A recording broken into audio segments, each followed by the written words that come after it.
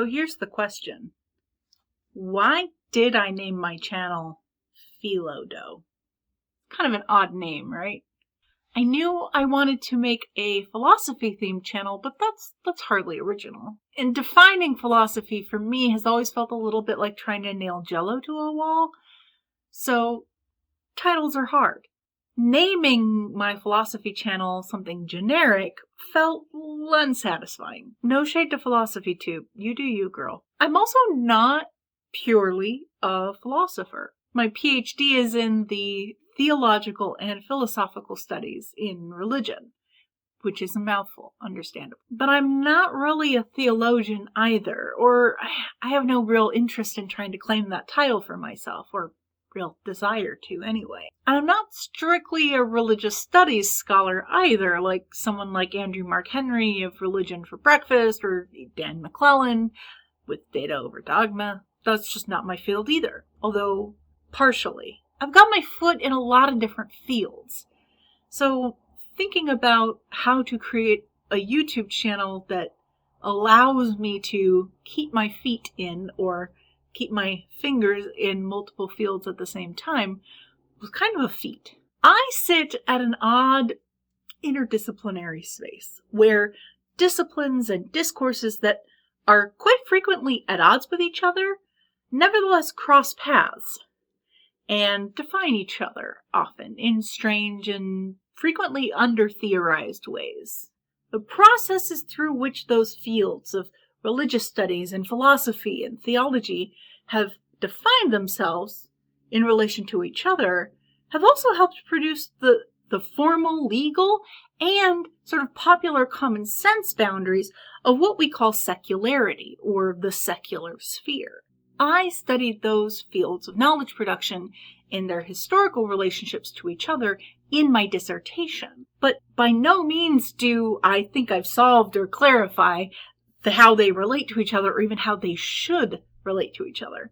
One thing I did pick up on, though, was how claims about the capacity for free thinking, and thus reliable and properly secular knowledge production, Data Over Dogma, relied on a set of beliefs about the nature and proper relationship between thinking and feeling. That insight was really just kind of an extension of a thesis explored by Donovan Schafer, a religious studies scholar who specialized in the study of religion through the lens of affect, or feeling.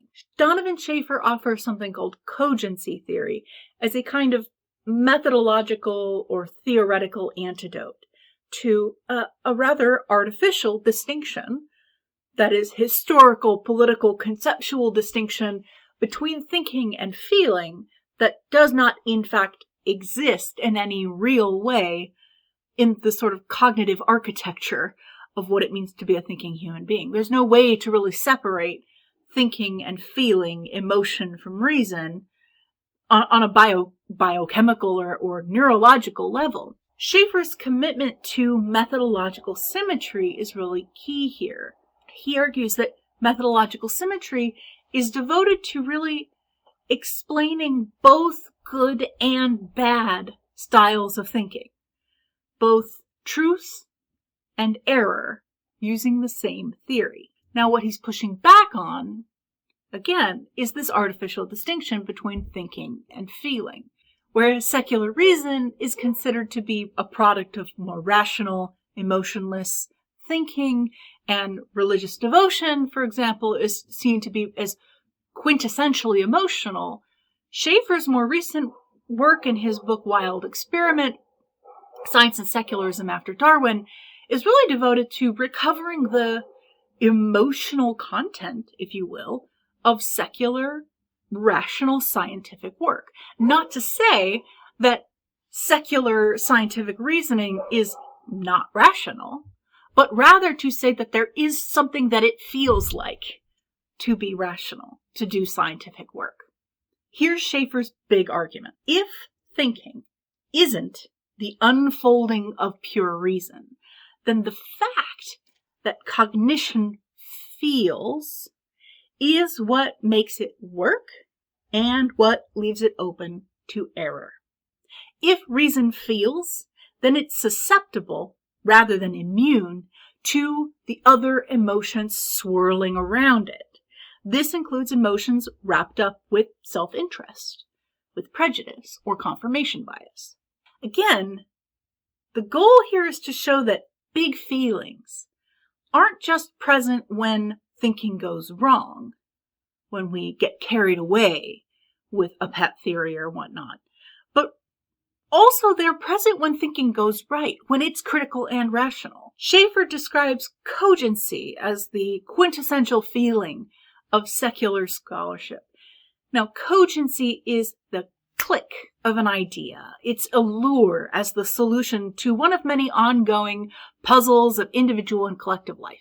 Schaeffer argues that the rationality of an idea, that is, in a pragmatic sense, how and whether an idea genuinely, sort of correctly and reliably solves an enigma that is actually plaguing us, that's simultaneously a feeling as well as a correspondence to actual matters of fact.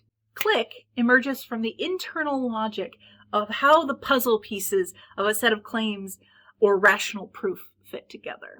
If you've ever felt just really satisfied when you read like a modus ponens style argument or a categorical syllogism, that's click. So cogency is its own special flavor.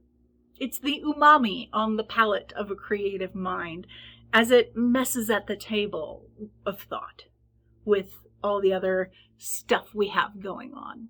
Specifically, Schaeffer describes cogency as a dynamic tension between excitement and anxiety. Excitement provoked by novelty and interest. Ooh, this thing is really cool. I wonder what it's like. This is a cool shell I found. Where did it come from? Why is it like this? And so on. And then, of course, there's the anxiety provoked by a sense of the stakes. That is, I could be wrong about this. I need to get this right. I need to be careful. I could just mess up. If I really do care about this thing that I'm interested in, if I want to pursue its mystery, if I'm intrigued by the nature of the thing, whether that's a shell or a series of birds and their beak shapes, or phytoplankton, or any number of things, then I'm simultaneously interested and anxious, right? Because I want to, whatever I come to learn about it or say about it or claim about it needs to at least be faithful to the way the thing is. There's a relationship then between knowing the world and caring about it. I like to imagine cogency comes in many different flavors. As we encounter various instances of cogent reasoning, we might get the spicy zing of a sudden confrontation with our own ignorance. Or we might enjoy the rich, smooth sink into an explanation that finally ties up all those loose, annoying little threads and makes sense of the evidence that's just been out of reach for so long. We might feel the salt, sharp bite of being torn between our own pet theories and the one that enticingly proves us wrong. So what does all of that mean for my purposes? This is about why I made this YouTube channel, right? What does cogency theory have to do with this YouTube channel? Well, let me put it this way. Schaeffer's theory of cogency gave me a feeling of permission to attend to this experiential dimension of the work and, importantly, play of my own thinking and scholarship. Writing, editing, sharing, presenting, publishing. At every stage, there is a kind of richness of experience that I think deserves to be celebrated at the very least. And that, if we factor in cogency theory, is not simply irrelevant aspect of the process of secular knowledge production. Those experiences aren't just the window dressing of what it means to produce scholarship or knowledge more generally in this day and age. They're part and parcel of the whole experience. Schaeffer writes, "The strange hothouses in which researchers make knowledge, study, archive, seminar room, laboratory, observatory, are just highly structured venues for channeling and focusing, something we experience all of the time, the way thinking feels. They are the macro forms of a micrological process that's with us every moment of the day, sometimes above and sometimes below the watery threshold of awareness. Math, science, history, philosophy, and all other forms of formalized knowledge making are scaled up versions of this micro-level delight in the subtle click of things coming together. And that's what it really is. Click. The feeling that drives us to learn about the world. So we got to come back to the title question, right? That was a long, meandering digression. Why Philo dough? So the Philo part of the title is obviously short for philosophy, but it also stands on its own as a reminder that philosophy is not a thing, it's an activity. It's a pursuit, it's a way, characterized first and foremost by love. This love is what distinguishes philosophical pursuits from what Schaeffer would call pure cogitation. Quote, cogitation pictures rationality as a grid of abacus beads that we carefully arrange to produce a binary yes or no belief. It obscures the cascade of affective forces that are the real drivers of reasoning, thinking, and believing. Like a light switch, cogitation is either on or off. Now, compare cogitation with cogency. Quote, to say that an argument is cogent doesn't mean exactly that it's true. It means that it appeals, or it's compelling. It means it feels true. It has a pull, a weight.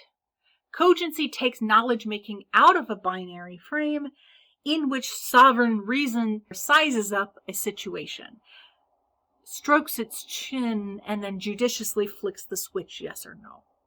Cogency theory, on the other hand, says we'll understand knowledge production and its successes and failures. Because we can go wrong, right? Just because something is cogent doesn't mean it's true. That means what feels right can, in fact, be wrong, and our feelings are not always an adequate guide to what is true, right?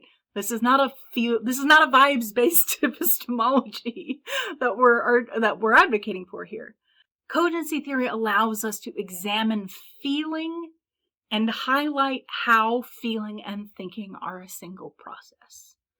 That allows us to really pop the hood on how philosophical reasoning, or any kind of knowledge production, actually works, as done by oopy-goopy flesh and blood human beings, in partnership frequently with non-human beings. So why the food pun?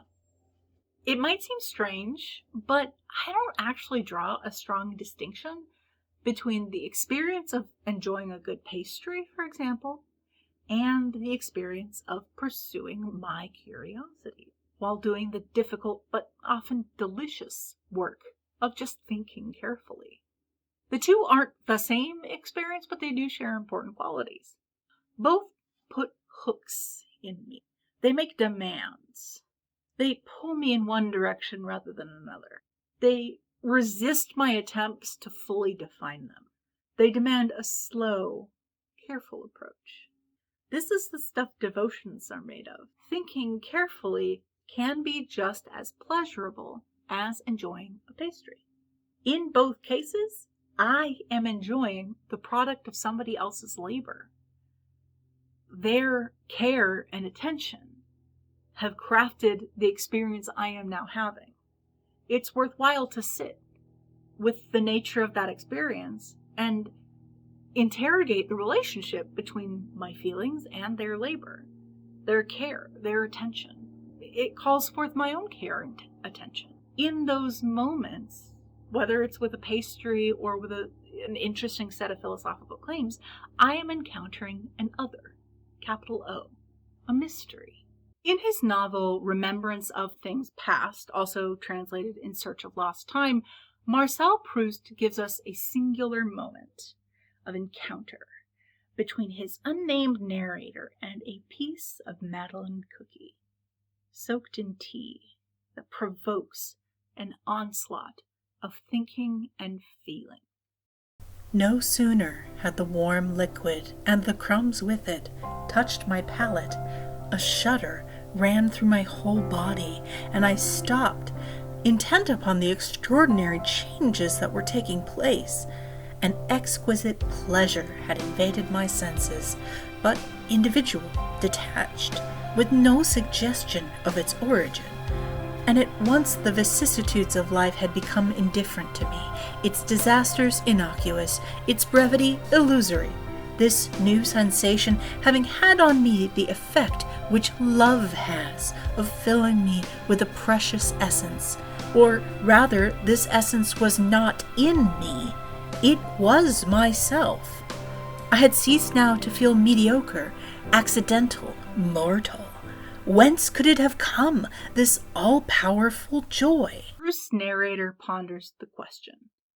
What is causing this onslaught of feeling? How could this little cookie spark this wild joy? Is it some magic in the tea and the cake, or is it more complicated than that? I was conscious that it was connected with the taste of tea and cake, but that it infinitely transcended those savors, could not indeed be of the same nature as theirs. Whence did it come? What did it signify? How could I seize upon and define it?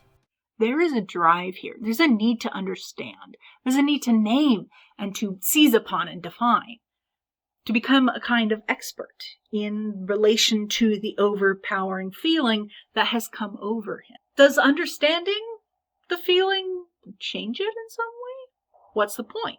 Does it enhance the flavor? Perhaps he and we cannot answer until we try. But how? I put down my cup and examined my own mind. It is for it to discover the truth. But how?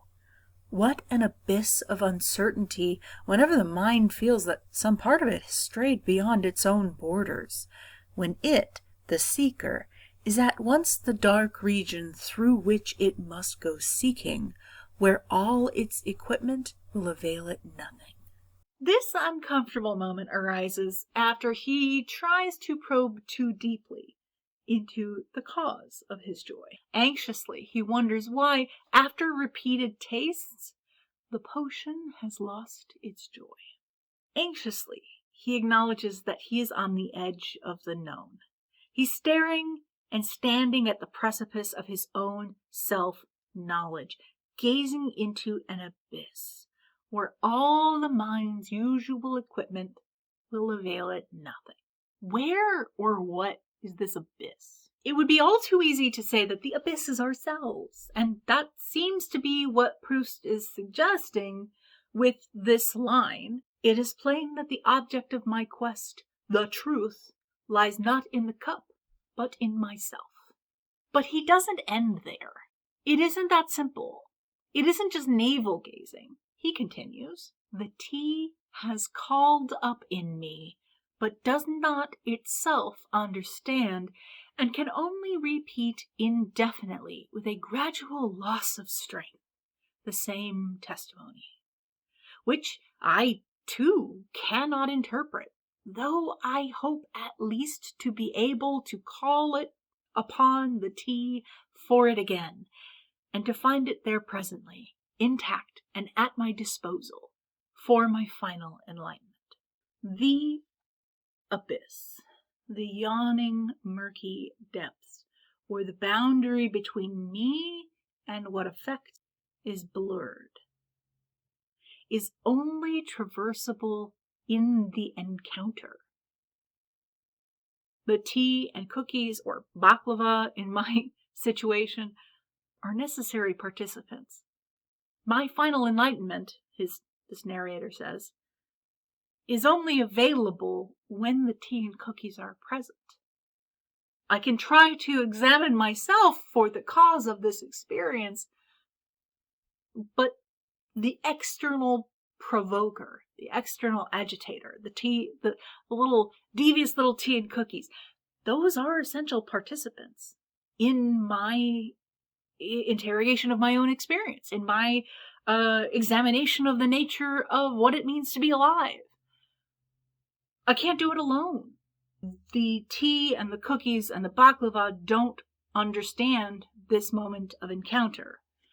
But then again, if we're taking Proust's anxiety seriously, neither do we. Not fully. Why else would we feel so anxious, so motivated to seize upon and define the experience? Is Proust just overthinking it? Should he and we just shut up and enjoy the cookie?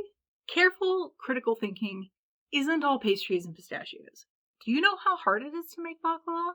Philo dough is not a beginner's dough.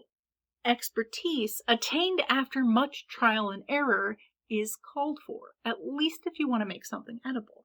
And a certain level of expertise, or familiarity at the very least, is required in order to fully, or as fully as we can, appreciate the labor that went into making the thing that you're now enjoying. When you understand how hard it is to lay out sheets of phyllo dough, thin as they are, and to layer them in such a way that they create the beautiful laminated flaky layers of baklava, I think it's not just about appreciation. It's about slowing down. It's about realizing that the thing you're encountering is a lot more complicated than you thought it was. So you're a lot less likely to simply cram it in your face. The experience itself gains value. Have you ever had an experience like that? Maybe you don't think of yourself as sentimental or dramatic or easily moved. I get it. There's that feeling of self-cringe, right? That feeling of like, oh, I don't want people to know I'm being so moved right now. That has a history, both philosophical and religious and whatnot, that teaches us to be suspicious of such experiences, of being moved by anything that straddles the mysterious boundary between our insides and our outsides, that threatens to redefine the scope of what we're comfortable calling ourselves. And I think there's a long history of anxiety around food for precisely that reason. European philosophers, as they came to define themselves in opposition to theologians in the early modern period in Europe, shared a common anxiety. Our forms of intimacy can transform us, sometimes worryingly without our consent. When we're at our most vulnerable, especially during moments of emotional intensity, it becomes increasingly difficult to resist influences from without. It becomes difficult to discern the difference between my own authentic desires and choices and the whispering will imposed by another, a seducer, a teacher, a guru, and so on. And memory, too, is a fickle thing. Shit gets shook loose. The penny drops.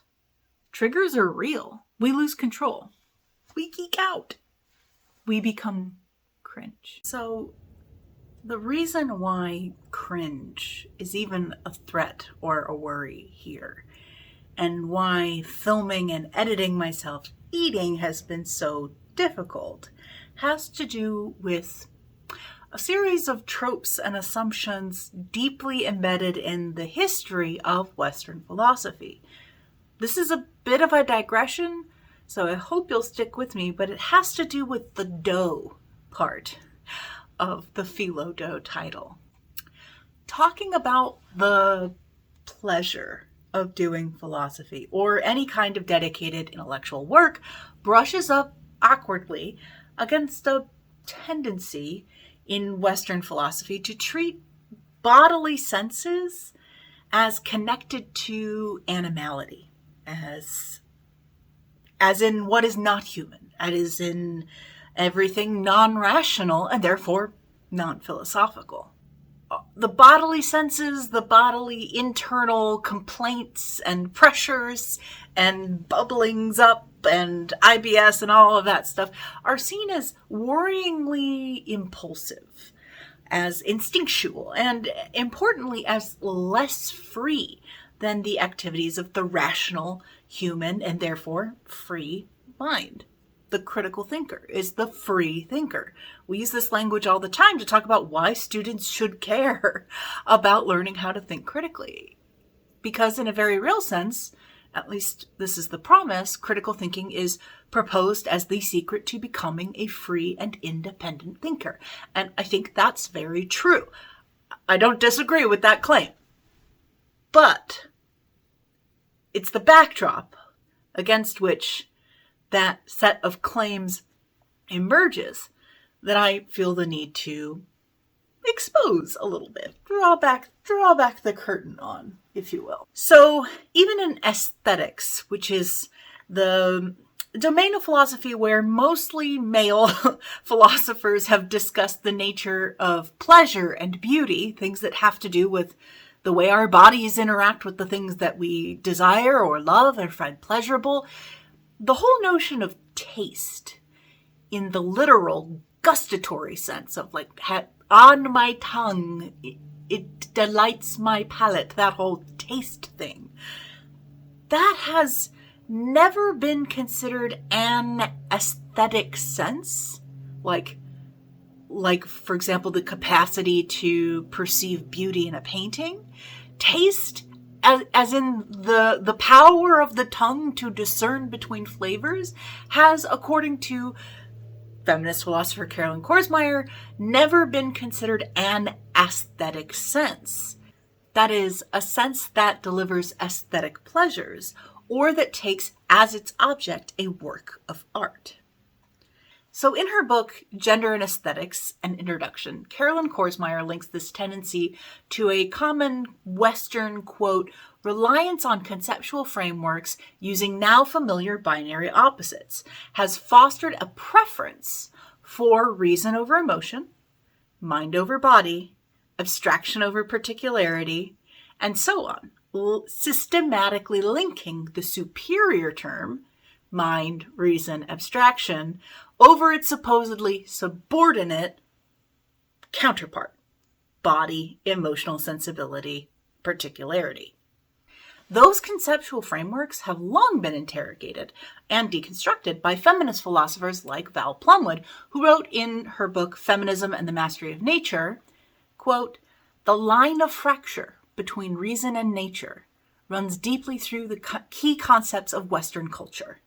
In the contrast set, virtually everything on the superior side can be represented as forms of reason, and virtually everything on the underside can be represented as forms of nature. A gendered reason-nature contrast appears as the overarching, most general, basic and connecting form of these dualisms, capable of new nuances and inflections and a great variety of elaboration and development." One of the most common features of this form of dualistic thinking that Plumwood talks about is called backgrounding. In very basic terms, backgrounding is a kind of conceptual mistake that involves the denial of dependency. She writes, quote, "Common ways to deny dependency are through making the other inessential, denying the importance of the other's contribution or even his or her reality, and through mechanisms of focus and attention. One way to do this is to insist on a strong hierarchy of activities so that the denied areas are simply not worth noticing." I'm reminded of a time when I was an undergraduate student many, many moons ago, and a friend of mine grumbled to me, sort of whispering, on the rumor train, on the gossip mill, that one of our esteemed philosophy professors, whose name I will not mention, denied the very existence of feminist philosophy. Now, I didn't dig too much into this claim, right, and his reasons for it, but given that he was of the analytic persuasion, let us say, no shade to analytics, just saying, y'all got some shit to work through, I imagine that his reasoning followed along the lines of this binary logic, that for most of philosophical history, even prior to the invention of analytic philosophy, has kind of gone unquestioned. I imagine his reasoning went along the lines of, well, philosophy, quote unquote, if it's worth being called philosophy, any activity worth being called philosophy, can only be concerned with what is universal, with what is objective, and with what is rendered abstract within the language puzzles of modal logic or whatever. But by contrast, feminist concerns are necessarily particular, subjective, and rooted in the messy embodiment of daily lives. So, hence Carolyn Korsmeyer's observation that in the realm of philosophical aesthetics, there's a perception that senses like taste and smell and touch don't belong in philosophical work because they're sort of the category of the lower animal or bodily senses. They're more connected to instinct and impulse than to sort of reflective cognition, which is assumed to be the primary domain of philosophy. She writes, quote, "The very physical distance between the object seen or heard, a painting or a song, and the perceiving subject, me, the philosopher, is considered an advantage for the cognitive roles of these senses. It places them above sense, taste, and touch. The latter three senses require proximity or physical contact to function. The body of the perceiver is involved, whereas with vision or hearing, even though through a sensory organ is required, there is no physical contact with the object of perception. It's the perceived freedom from contact with, interpenetration potentially by, the object of one's perception, which allows for a kind of distanced appreciation and therefore philosophical reflection of the nature of aesthetics, of like, look at this beautiful romantic style painting. I'm holding myself askance at a distance from it so that I can perceive its totality, its unity, its use of form and color and shape and all of those things. And that's properly philosophical. Whereas when we start talking about food, suddenly we're in the realm of like the personal and the subjective. And, ooh, I don't like that. Or, ooh, that tastes yucky. Or, ooh, I've got that one weird, unfortunate genetic predisposition that makes cilantro taste like soap. And now I can't appreciate anything because cilantro is life. Cilantro is love. You get what I mean. That's not philosophy, these mainstream male philosophers would suggest. Korsmeyer continues, though, the relative distance required for these two senses of hearing and seeing, and the absence of physical contact with their operation impart to vision and hearing the impression. Remember, philosophy is about self-critique as well. Like what are assumptions are we making here? The impression of being less embodied, more ethereal, more abstract, and less messy than the bodily senses are. As intellectual senses, vision and hearing are allied with the mind, leaving touch, taste, and smell in the realm of the body and physical sensations. See how we got a mind-body dualism here? Again, with Val Plumwood's disconnection, right, between mind and nature, between reason and feeling, as Schaeffer would have it. They're not the same distinction, but they map onto each other in forms of weird hierarchy that, again, should be interrogated. Korsmeyer continues. Therefore, the potent traditions that elevate the mind over the body are also at play in the status of the senses. Since these traditions are highly gender-inflected, we need to ask whether concepts of masculinity and femininity are also at work in the hierarchy of the senses. She remarks again, thinking back to the grandfather of Western philosophy, at least within the tradition and mythology and whatever that we invent for ourselves as Anglophone philosophers and European philosophers, etc., as Socrates remarked on his deathbed, a philosopher should care neither for food, nor drink, nor sex, for all can divert attention from the higher callings of the mind to the pleasures of the body. His ranking is an extreme version of a rather common theme in Western philosophy and religion, and he reminds us that the pleasures of the table are often twinned with the pleasures of the bedroom, connecting with another type of sensual indulgence and another deadly sin, lust. She writes, quote, "Taste delivers sensual bodily pleasure of sometimes questionable moral status, prone as it is to overindulgence. What is more, neither eating nor sex figures among the more intellectual and elevated cognitive experiences that human beings value. And so tied are they to animal pleasures, or what we imagine animal pleasures to be, that they are on occasion actually denigrated and shunned.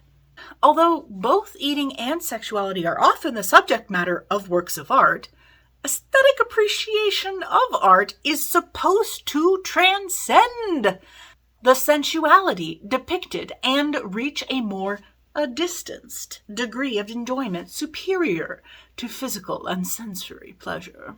So this is why I'm so interested in feminist philosophy and affect theory and Schaeffer's cogency theory, and in also speculative pragmatic approaches to philosophy. They allow us to dispense with the fiction that intellectual pleasure is somehow not a bodily pleasure, not a process that involves the whole human body and all its senses. Greater distance, or the illusion of distance, does not automatically offer greater objectivity or clarity. The refusal to come into contact with or be changed by the object of one's encounter or one's study, for example, is not an intellectual virtue, at least not from my perspective. The encounter is the point. And from a sort of philosophy of education perspective, being transformed in the encounter is the point. But it's not any kind of transformation, right? Because I can imagine all kinds of encounters I've had that have transformed me for the worse. So there are limits, there are rules, there are etiquettes that can guide us into more positively transformative encounters with the things that transform us, that change us, that provoke us, that stir up our bodily pleasures and stubbornnesses and contingencies and limitations and upset stomachs and so on.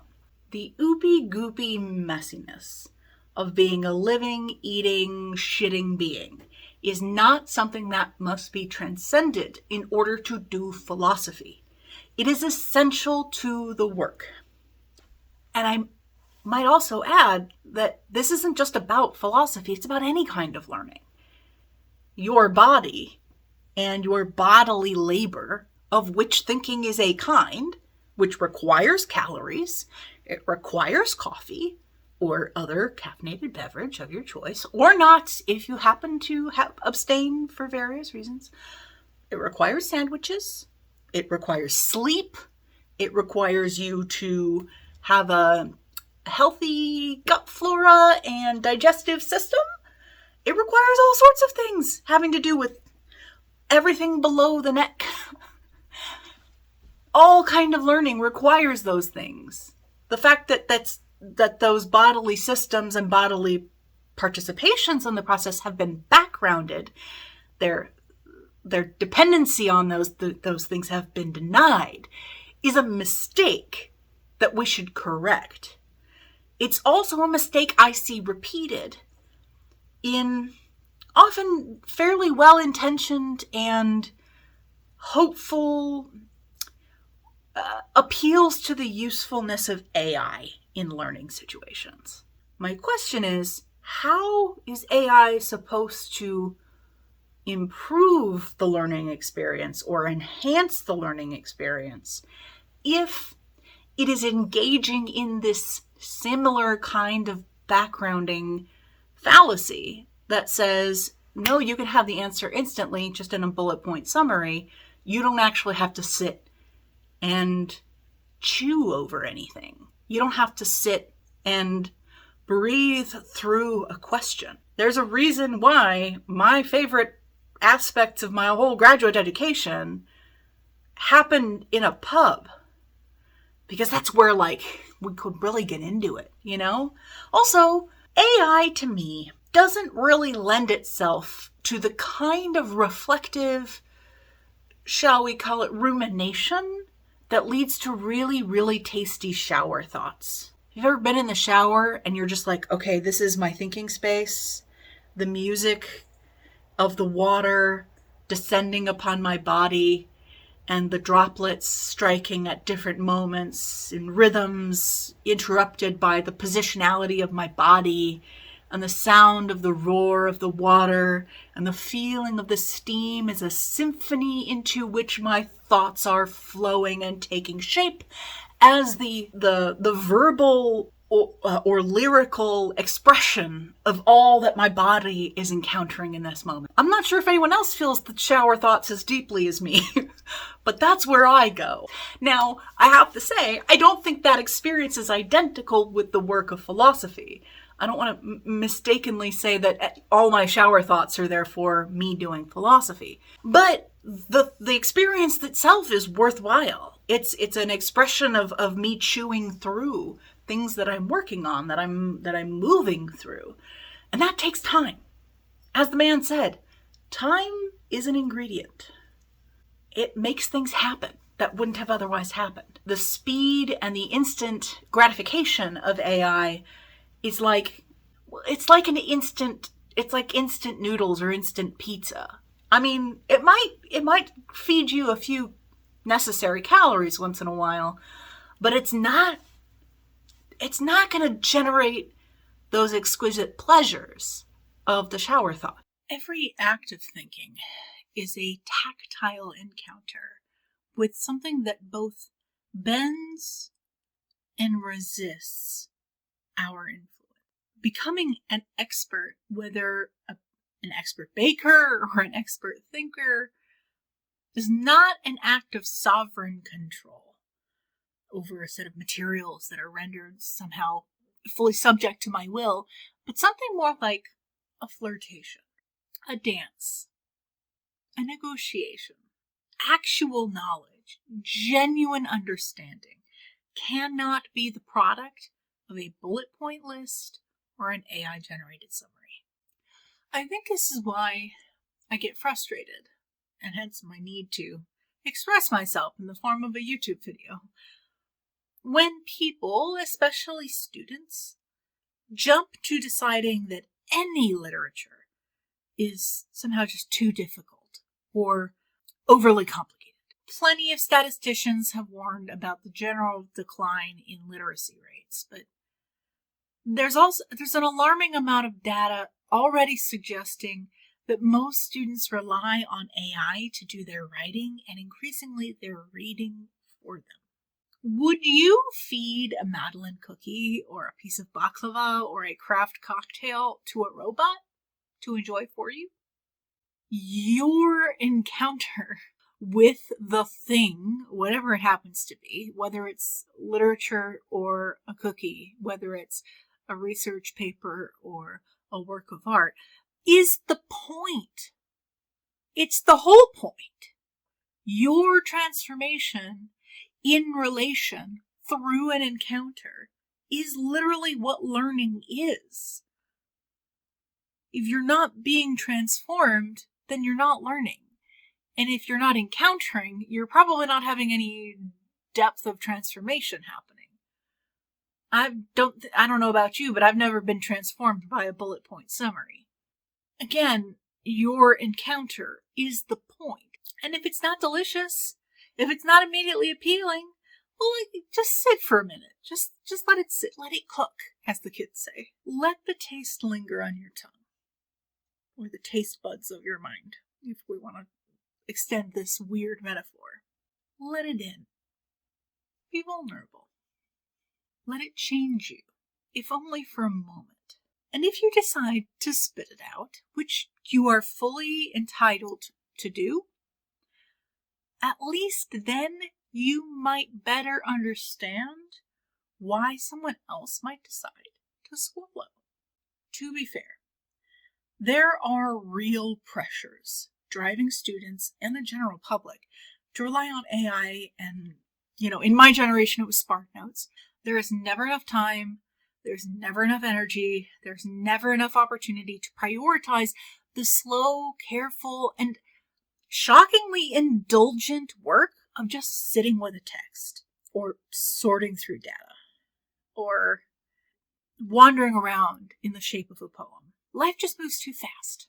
There's the breakneck pace of change, the constant demands at work for compliance and perfection, and in school for compliance and perfection. More about that later. Go see Zoe B's work on that because she's really, really good, and I'm kind of intimidated by how amazing she is. The social disdain for ambiguity is a big pressure as well. There's a lot working against us.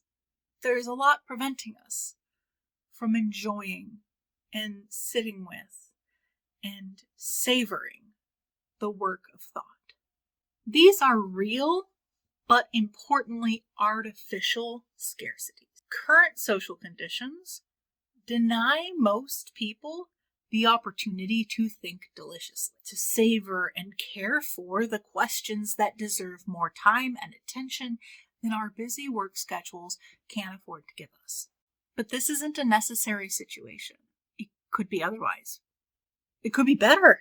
We could change things. A friend once told me that the most radical question you can ask is, can I eat it? Now, please do not start chomping down on your nearest work of philosophy. I do not recommend. Glue is not delicious. But my friend's question lives constantly in the back of my head. It has stuck with me since they said it, through the whole long years of my doctoral program and up until now. It has reminded me that any philosophical work, any theological work that I do, any work of scholarship that I do, is dependent on human caloric needs. Have you ever had to do philosophy when you were hangry? It is not fun. It's B, downstream of vast networks of integrated human and non-human labor, from farm workers to yeast bacteria. And C, my thought is always going to be implicated in systems of exploitation that I now, because I'm recognizing and acknowledging that they exist, have an ethical obligation to at least say something about. We want free-range, organic, and cruelty-free thought here on this YouTube channel. What I am trying to lay out as the animating approach of this channel and of my approach to philosophy is a way of approaching philosophical thinking that emphasizes the sensuality of thought in the act as a material process. If there are no neurons firing, there is no thought. We can get into panpsychism if you want to, but at least for the kinds of creatures that we are, for the kinds of material processes that make all of this possible, no neurons firing, no activity, no electrochemical activity, no philosophy. No sandwiches, no philosophy. No time, no philosophy. And for that reason, all of what we call free thinking, free critical rational thinking, depends on a series of relationships we did not choose, we cannot choose, or which we could choose to inhabit differently. And I don't just mean like relationships between me and my teacher. I mean relationships between like my gut flora and the local watershed. It goes down that far. I've also been trying to lean into the material aspects of that material process. No one is totally in control of what brings them pleasure, of what entices them into the vulnerability of the erotic encounter. We are not in total control of what affects us, of what shapes us, of what changes and molds our thinking, feeling, sensing, flesh into taking shape, into settling into rhythms, into habits. We do not choose all our teachers. And there's a question of justice embedded in there too. Our desires can be trained. We can be molded to want some things rather than others. We can be influenced to value one mode of life versus another, one skin color versus another, one body size and shape, one ideal sexual partner, one ideal future of a spouse and a certain number of kids and home ownership and all of that. Those desires aren't somehow just unproblematically intrinsic expressions of some essential core self. They're kind of in the mix. And we should be thinking about education as well as one of the sites, locations, training grounds for where our desires as people who live in a certain kind of society are being shaped. How does education educate our desire? And what does that mean about the future limits of our democratic experience and experiment in this country, and about the limits of possible future change? So I want to end this materiality beat with a quote from Maya Kotrositz, who wrote The Lives of Objects, Material Culture, Experience, and the Real in the History of Early Christianity, which is a book not just about early Christian history and the study of the material culture, the material remains of a particular form of religious practice and life, right, as a historian, right, or as an archaeologist, for example, might approach the question. So it's not just about the topic of early Christianity, but it's about the methodology of how one approaches the study of the past, the real, what really happened, and how lives really were through the use of material objects. Kotrositz writes, quote, "So the real is before us, in statues when they will not surrender to our touch. Strangers are intimates when they give us something different from what we want. It is in the populated world of objects inasmuch as they interrupt our sleepwalking with assertions. So we've had enough digressions. We've eaten enough baklava. We've dipped enough cookies into tea. What's the thesis of this channel?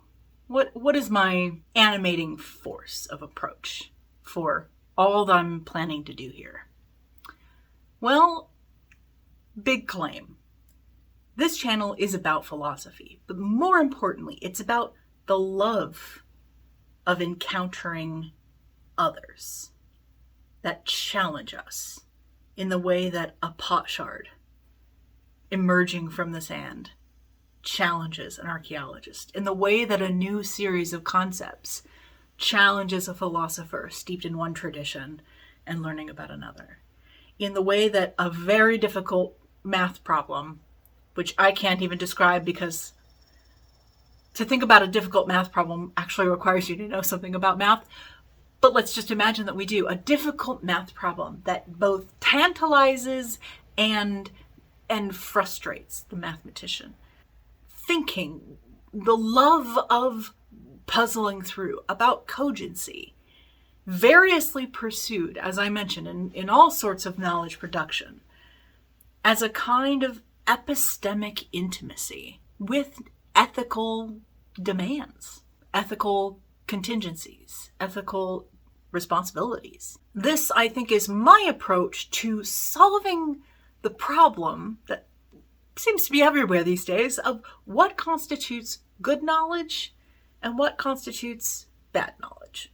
What is legitimate and what is illegitimate form of knowledge production. And I think I say knowledge production because I want to insist that the ideas that are, quote unquote, out there in the ether, on social media, on the news, everywhere, those don't just emerge by happenstance. They're produced. Knowledge is produced, not found. So when I talk about knowledge, I'm always talking in the plural, right? We're getting Foucauldian in here with the concept of knowledge is plural. There are many forms of knowledge, and I'm using knowledge with a lowercase k. I don't want to talk about knowledge, capital K, or the body, capital T, capital B. I want to talk about knowledges and bodies and specific, particular circumstances. So there's all kinds of knowledge, and they're being produced through work, through labor. Knowledge is a product of labor. So when I talk about knowledge production, I'm talking about labor. And that could be the labor of a fantastic and really inventive chef producing new kinds of knowledge concerning the relationships between flavors. That could be knowledge production done by an archaeologist who is literally on hands and knees digging and stratifying and plotting all of the elements of the trench are. Knowledge production of the scientist in the lab with the pipette and all of the things you actually do have to learn how to do in order to make a certain kind of knowledge. Expertise, in a nutshell. Expertise is what distinguishes the scientist from the pseudoscientist. Not because of some perceived magical quality of authority, but literally because of the labor hours, of nose to the grindstone, of blood, sweat, and tears, and shit, and way too much alcohol frequently, you guys. Really, grad school, stop drinking. It's not good for you. I say this as a survivor of grad school drinking. There's other ways to healthfully work through the drama of grad school. This has been a PSA. That is a form of intimacy. It's a return again and again and again to the same object of knowledge. The quest, if you will, to get romantic about it. And I think we can risk a little romanticism these days. Hell, it's the only thing keeping me going. These forms of expertise as intimacy, I think, reframes the whole question of how to discern between authoritative and non-authoritative forms of knowledge. To take it out of the culture war question of who's telling you the real truth or the secret, or who is sort of gatekeeping academia, or engaging in forms of censorship over what can be known in the mainstream traditional academic narrative, and blah, blah, blah, blah, blah, blah, blah. So this is really a side project for me about the tension between the inherently conservative nature of knowledge production as a returning yet again and again, the rhythmic and habitual, conservative in the sense of of sameness, right? Active knowledge production of don't make big jumps. Don't make big jumps in logic that you can't justify. You got to go step by step by step by step, the way you would treat a lover. Because that's the only way to get the dissertation done, is to go step by lickety step by lickety step. I don't know if anyone's ever described doing a dissertation that way, but I'm gonna plant my flag there. That's intimacy. And as much as, shall we say, I don't want to name names, but people like Graham Hancock and Joe Rogan might want to claim they love their subjects, they love their pet theories and their questions and their personal interests and all of that. They love them deeply, and they would insist that, they feel just as strongly and as authentically about the need to explore the Bimini Road and blah, blah, blah, blah, blah. I mean, sure, I'm not disagreeing with the depth of their feeling. I'm challenging the extent of their intimacy and the regularity and devotion, as in daily labor, ora et labora, of returning again and again in a routinized and careful way to the object of their inquiry and allowing it to change them. How many scholarly hours? How many labor hours? How many broken fingernails? This is, I think, a way of highlighting again also that component of philosophy as philia, as love.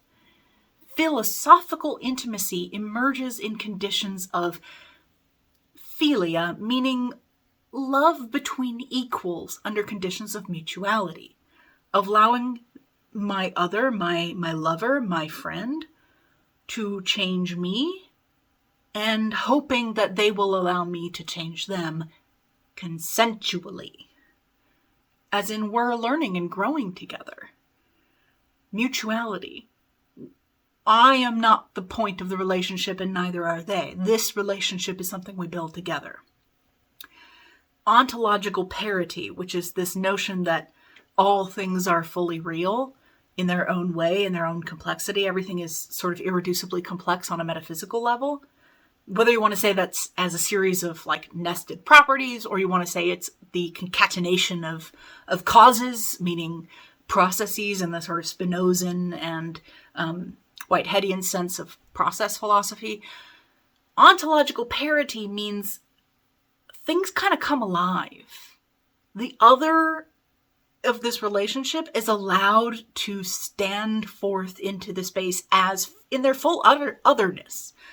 As in, I am not required to fully grasp or contain their otherness. Their mystery remains. And they will show it to me in time, given I approach with due deference, cataloging, double-checking my work, getting down on my hands and knees, using the toothbrush to clear away the dust on the pot shard, of not lifting things before they're ready, of keeping my trench plumb 90-degree angled walls so that everything can be mapped precisely. That's not just sort of an anal retentive approach to the study of anything. It's ridiculous to describe any kind of study, any kind of careful study and knowledge production that engages in those kind of precision techniques. It would be ridiculous and stupid to call that like anal or joyless.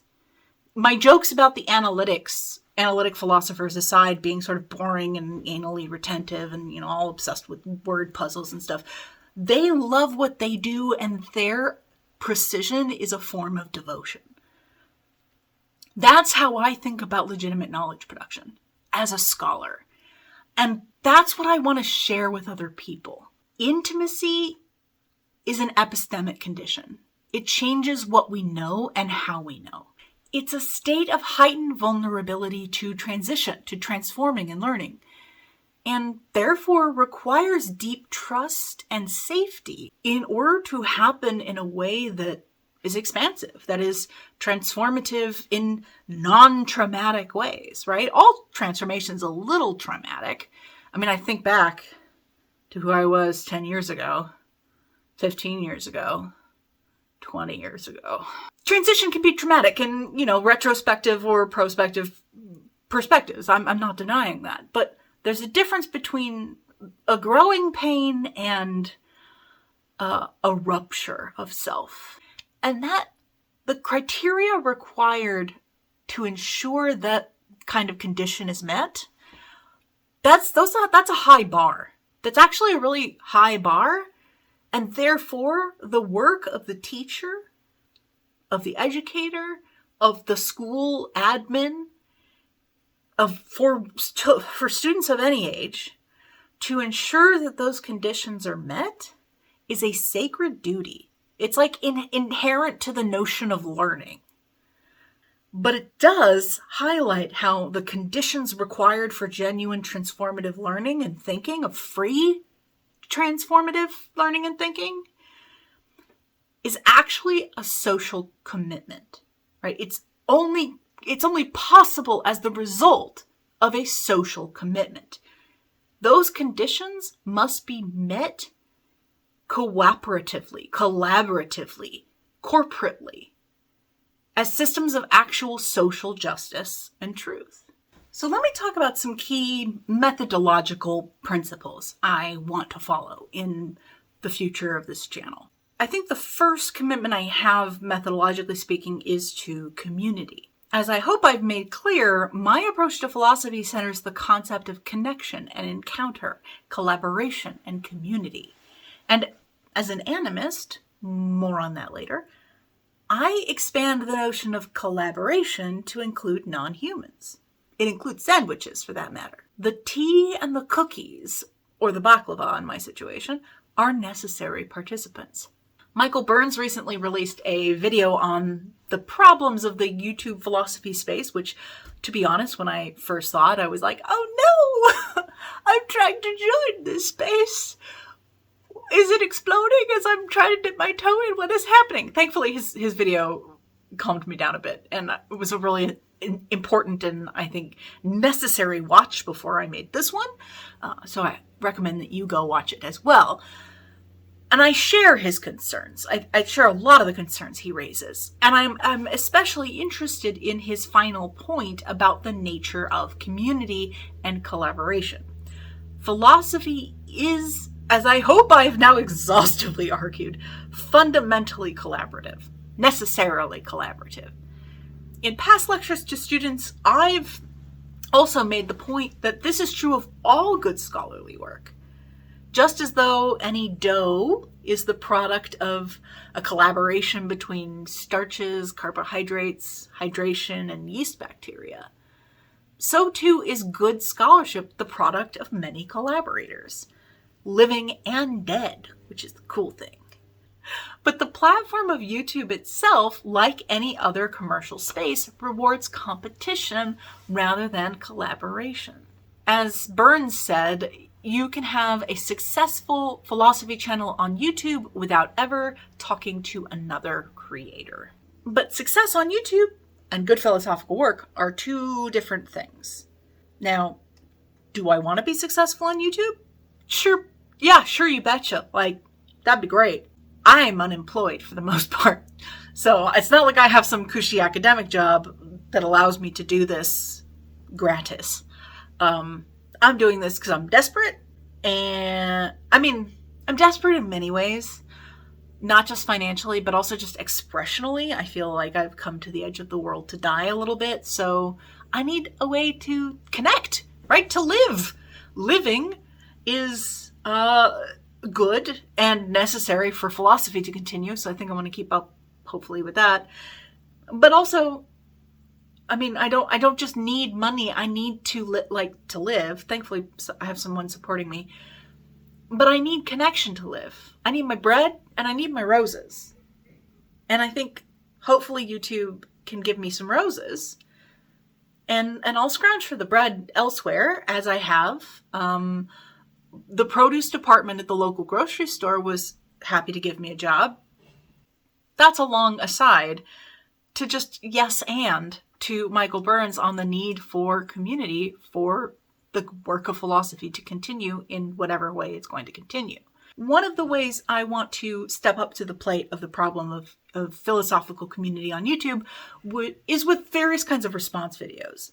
I'm thinking about some short, sort of what I would like to call yes and, friendly, collaborative, expansive videos that are intended to generate back and forth conversation. So not quite like TikTok, because I think they could be a little bit longer than that. We have, attention spans, and I'm intending these yes and videos to sort of try to generate a little bit more conversation, collaboration across the platform more broadly, generating community by encouraging discourse on a common topic. Not letting topics just sort of slip by in the fire hose of content, slowing down the discourse by encouraging more careful dialogic reflection. That's where the philosophy comes in. Other forms of response video that I'm thinking of doing towards this sort of need to generate community, though with a bit of a caveat in there, so just be warned, is critique and debunking videos. I know.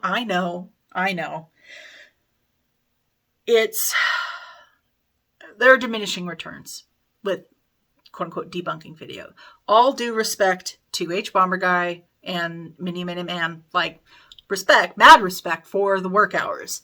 But I think you guys know there are diminishing returns, and that's probably weighs on your sort of decision making as well. The communal nature of knowledge production is not all yes and. It's not all deep dives into shared special interests, as much as I love that. Oof, so good for us. Critique is part of the work. It's how we perfect our craft and help each other improve, right? It's how we change each other. If we are friends in this space, if we are co-lovers of philosophy, then we stand on equal ground as people affecting and being affected by each other. And we should care how that happens. This is also, I think, as CJ the X mentioned on that Michael Burns video, it's important to generate some cultural standards that we can use to hold each other accountable. Not to cancel each other, but to differentiate between good faith participants in a shared love of wisdom and those who are just trying to make a quick buck. That is, between collaborators and competitors. I just really want to do deep dive interviews with other people who are on this platform and maybe some people who are not. Introducing you to some of my favorite scholars by connecting with them and bringing them onto this platform. Also connecting with people who are already producing great work on this platform. And really diving into those questions of love and intimacy and devotion and pleasure that animate my scholarly work, and I'm pretty sure animate their scholarly work. There are people who love what they do, and that's why they share it. And I want to talk to them about what that's like for them and how that feels and how that continues to animate their work and shape the kinds of questions that they are concerned about, right? Intimacy is an epistemic condition. It changes how we think. It changes how we produce knowledge. It changes the tools we pick up and the tools we put down. So what can you expect from this channel going forward? What kind of videos do I have planned? I want to focus, as I've been saying, on knowledge producers, on legitimate knowledge producers and illegitimate knowledge producers. What distinguishes good scholars from peddlers of pseudo-history and such? So again, this involves interviews with public scholars about what motivates them, about their intimacy with their objects of study. It also involves a focus on methods. What's that old joke? The difference between science and fucking around is writing things down. Something like that.